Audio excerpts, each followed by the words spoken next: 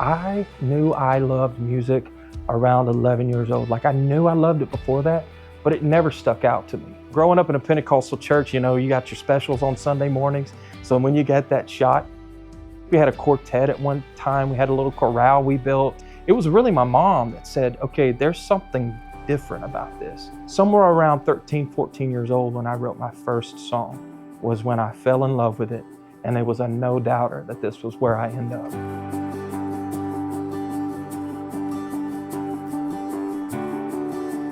So my sister-in-law was interested in auditioning for American Idol.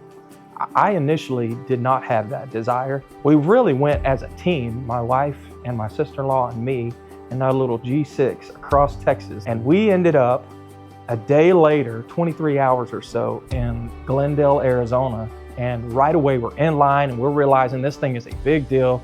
There's thousands of people, so we're herded in a way. And I don't know what I was thinking was actually going to transpire. I just didn't think about it until we get down there in force and I make it through.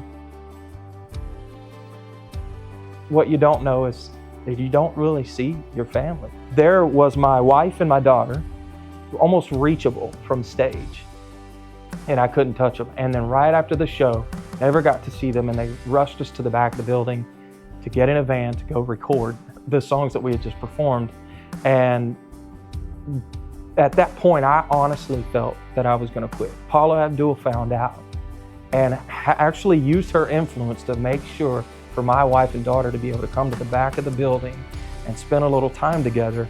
And I honestly will never forget it. I wish I could hug her right now because that kept me in Idol.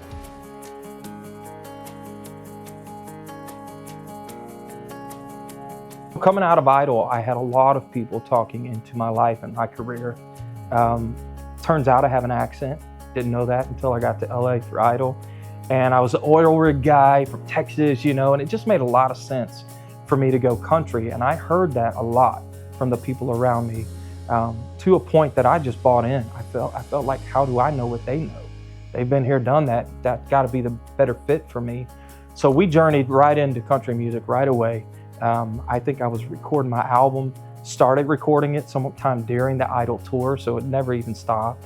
But there was one snag, and that is that there is a purpose and a call on everyone's life, and I knew mine. It was a no doubt what my call was. But I must admit that there for a little while, there was a pursuit of the fame. And it also got so heavy and so hard with touring and being gone all the time that it almost absolutely wrecked my family. I found myself being and acting in ways that I didn't even know I was capable of because I had absolutely walked outside the lines of the things of God. And if you don't stay in prayer, if you don't stay in the Word, and Paul talks about, I die daily. There's a understanding that the flesh is so relentless that you have to die to it every single day of your life. There was definitely a moment when I can recall saying that is it for country music. Honestly, I meant that was it for a career in music in general. Just a breaking point where you got to decide what you want. What is it really worth the cost that it's costing?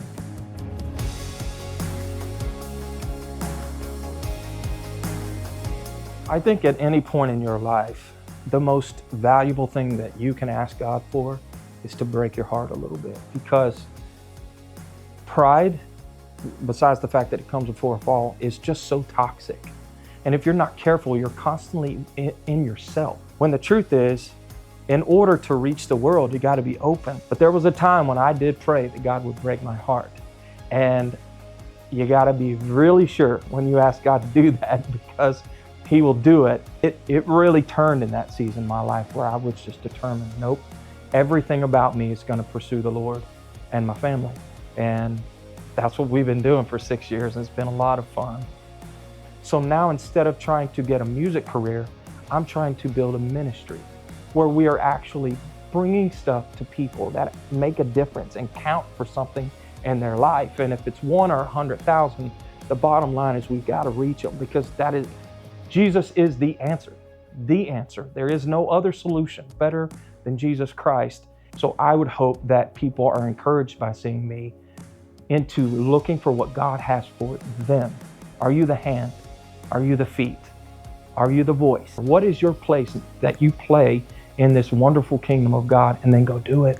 When I think about my shows and what I want to come out of them and what I want people to walk away with, if they haven't heard the message of Jesus, they've heard it for the first time, and that's beautiful. Or they've heard it, they're hurt, and they're jaded, and they come out looking towards heaven again, hope again, joy again, excitement about the things of God and what God can do in their future.